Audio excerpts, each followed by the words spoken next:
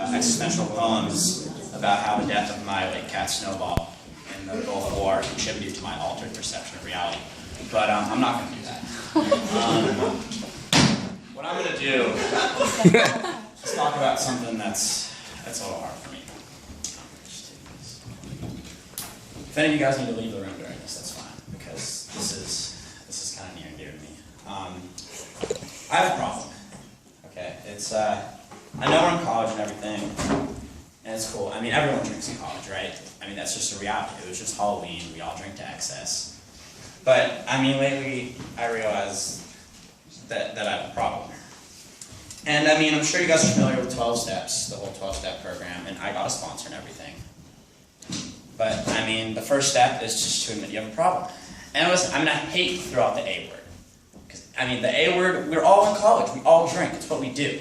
So the A word really pisses me off. But if you're gonna do this right, you know, you gotta do it.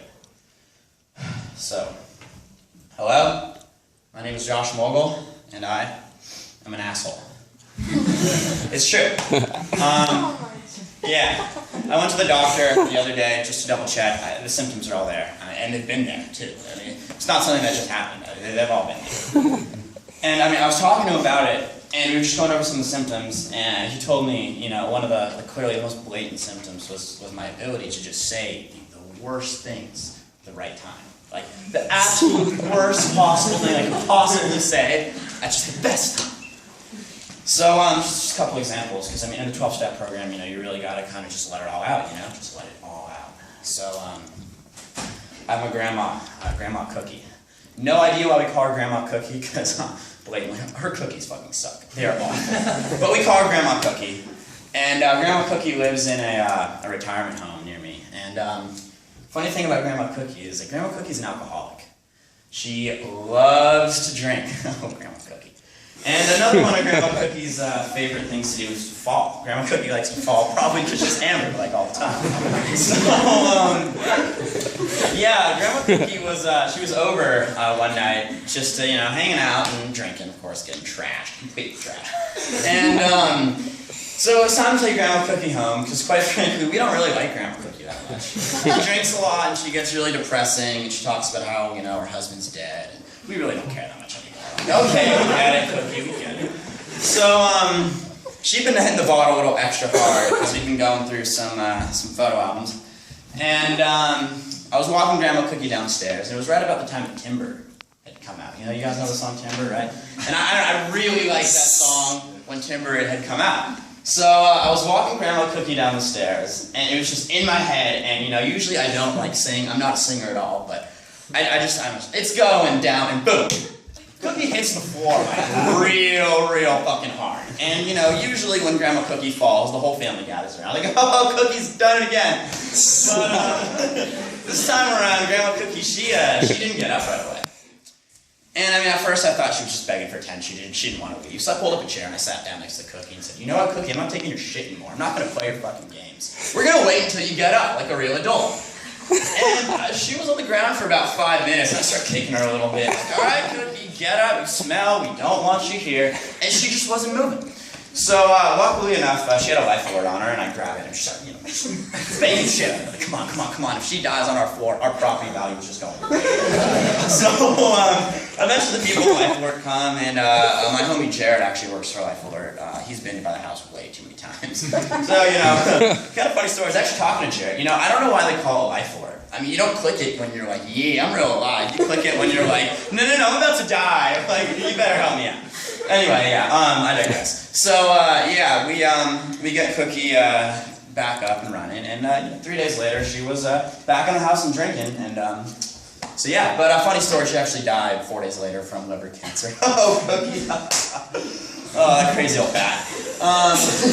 But yeah, so I was talking to my doctor about my assholeism, and he said it really probably stems from last year. Last year I went to a bat mitzvah for a good family friend. I don't know if any of you guys in the crowd are Jewish, and woo, let's go the Jews. But yeah, there's a special sect of the Jewish religion, the Hasidic Jews, and the Hasidic Jews are they're crazy Jews. I mean, they're like super Jewish. And I mean, I was 20 years old at the time, and you know, I'd been to so many bar mitzvahs and bat mitzvahs, and at these Hasidic, these services, the men sit on one side, and the women sit on the other side. And I'm so over these that I got super stoned before. Like, I was just high out of my mind, had no idea what was going on. And I look over to the women's side, just, you know, wandering about, not paying attention, and I see this girl. And a lot of the Hasidic Jews, you know, the girls, they wear like all these crazy head dressings. You can't really see their face. But something about this girl's cheekbones. Oh my God, sexiest cheekbones I've ever seen. And I was just, oh my God, staring at her. Anyway, so this bat mitzvah had an open bar. And it was just me and my dad, because my mom, she'd had it. She's like, I ain't going, another one of those fucking things. So it's me and my dad has really bad ADD, and he takes a lot of pills for it. He's taking Focalin, you know, Mydanta, Adderall, Ritalin, you name it. And so we're at the bar and we're getting trashed because, quite frankly, I mean, we can't deal with this. It's just so boring and it's awful and food sucks and the people smell. And so we're getting hammered on this awful Jewish wine called Manischewitz. It's just disgusting. And it's not doing it for me. I'm stoned and I'm pretty drunk. It's just not doing it for me. So my dad hands me a Dexedrine. And he says, just pop this, just take it, rail it, I don't care, just take this. I don't really know what Dexedrine does, but I just take it. I Googled it later on and found out that, yeah, you do not want to drink on Dexedrine. But I got, you know, pretty trash, and I was having a good time on Dexedrine. I was on the dance floor, grooving around, and there was no one else on the dance floor, but just doing my thing. And so I'm at the bar, just, you know, pounding this wine afterwards, and this girl that I saw with amazing cheekbones comes up to me. She starts talking to me. And, I mean, she clearly wasn't having a good time either, so, you know, hey, how about some Manischewitz, how about some more, you know, and eventually she's about 10 shots deep, and she's, you know, barely standing. So, just where I like them, barely standing. So I drag her back to, like, where the service was, because there's no one really there, and, I mean, you know, we're kind of sitting down, she can't really stand up, and we start making out. And we start making out for like, you know, we get really, really into it. And I'm like, you know, she's all over me. And I mean, maybe it was the Dexedrine talking, but we've been making out for like 15 minutes. And I unzipped my pants. And I don't know what was going on in my head, but I just went for it. And I just said, hey girl, you want to suck on these matzo balls? And this girl went from like 0 to 100 real quick. She went from like barely standing to like staring at me in the face, and she starts weeping. And I've said a lot of horrible things to girls before, but sucking on these matzo balls is probably, you know, on the bottom of the list.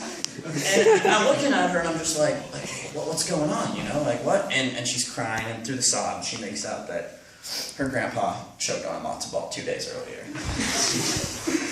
Yeah. So, I mean, that's my life in a nutshell. But I mean, it was cool anyway, because I found out 2 days later that she actually was my cousin. So it's a good thing. Am I right? How much time? 1 minute? Okay. Thank you. I don't have any more material left.